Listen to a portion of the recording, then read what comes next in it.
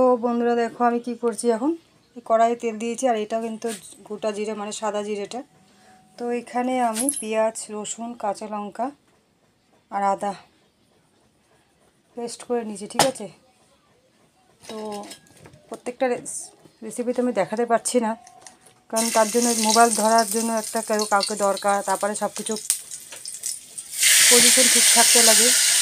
তো কী বলবো বলার মতো নেই। তো দেখতে পাচ্ছ কড়াইয়ের মধ্যে এগুলোকে দিয়ে আমি আগে এটাকে অল্প কষিয়ে নেব, ঠিক আছে। আমি যেভাবে করি সেভাবেই তোমাদেরকে আমি দেখাচ্ছি। এটাকে কষিয়ে নেব আগে। আমার জায়গা প্রচুর ছোটো, তো বলার মতো নেই। আর এখানে আমি কী কী বানিয়েছি দেখো। এখন বানিয়েছি আমি এটা মানে আমি বিকালে বানিয়েছিলাম আলু ফুলকপি ফ্রাই টমেটো দিয়ে, একটু গরম মশলা দিয়ে দিয়েছিলাম। আর এখানে আছে এখানে আছে এখানকার জায়গা প্রচণ্ড শর্ট। এখানে মাছের মাথাগুলোকে ভেজে রেখেছি, এটার মধ্যে আমি কষিয়ে দেব, ঠিক আছে।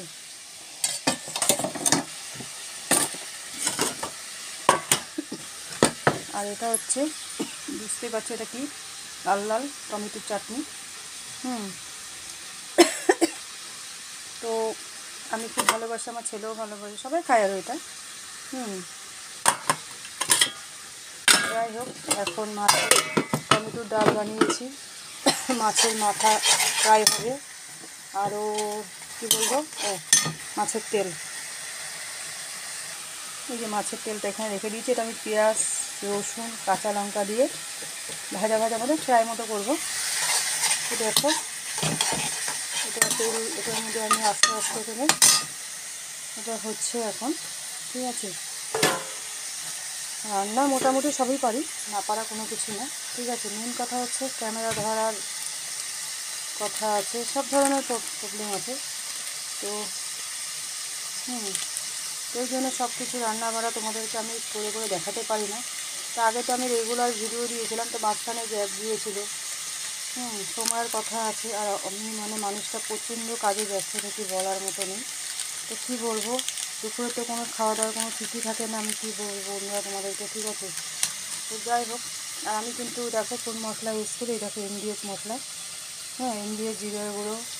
আরও কারণ এই মশলাটা তরকারিতে দিলে তরকারি কিন্তু টেস্ট হয়, এই যে এমডিএচ লাল মির্চি, ঠিক আছে। তো দেখো মশলাটা ভাজা হয়ে গেছে। তো এখানে আমি মশলা সব গুলে নিয়েছি, তো এটার মধ্যে আমি দিয়ে দিলাম, ঠিক আছে, দিয়ে দিয়েছি। তো আমি যেভাবে প্রসেসটা যেগুলো করি, তো ওইভাবেই তোমাদেরকে দেখাচ্ছি। হয়তো আমি পরিষ্কার পরিচ্ছন্ন করে তোমাদেরকে দেখাতে পারছি না, কারণ সত্যি কথা বলতে কি আমি যে পজিশনে কাজ করছি না, মানে প্রচণ্ড খারাপভাবে, বলার মতো নেই। আর আমার এখানে নালার পাড়ে ঘর, ইঁদুরের এত বাস, তো বলার মতো নেই। আমার এই রান্নাঘর 3-4 বার করে টাকা খরচা করে বানানো হয়েছিল, বানিয়ে আবার সেই ইঁদুরের রান্নাঘর যে অবস্থা করে রাখে না। তো আমি আর কি বলবো বন্ধুরা তোমাদেরকে আমি। তো এই যে আলুগুলো দেখতে পাচ্ছ না, এই আলুগুলোকে কিন্তু আমি আগে ভেজে নিয়েছি, ঠিক আছে। তো এই আলুগুলোকে আমি এর মধ্যে দিয়ে দিলাম, কারণ কড়াইয়ের মধ্যে একটু না তেল আছে, আমি আলুটাকে আমি উঠিয়ে নিচ্ছি, কারণ এই তেলটার মধ্যে আমি এই যে মাছের তেলটা আছে না, তো তেলটা এখানে আমি ফ্রাই করে নিতে পারবো, কারণ এত বেশি তেল দিলে তরকারি চ্যাপচ্যাপা হয়ে যাবে, ঠিক আছে। এত বেশি তেল দিলে তরকারি একেবারে চ্যাপচ্যাপা হয়ে যাবে। তো উপায় নেই, আমি হাত দিয়ে উঠিয়ে নিচ্ছি, ঠিক আছে। তো আমি হাত দিয়ে উঠিয়ে নিলাম। দেখো আলুগুলোকে এখন কষিয়ে নেব, কারণ আমার এক হাতে মোবাইল আছে আর এক হাতে আমি কাজ করে যাচ্ছি, ঠিক আছে। একটু স্লাইড জল দিয়ে দিলাম।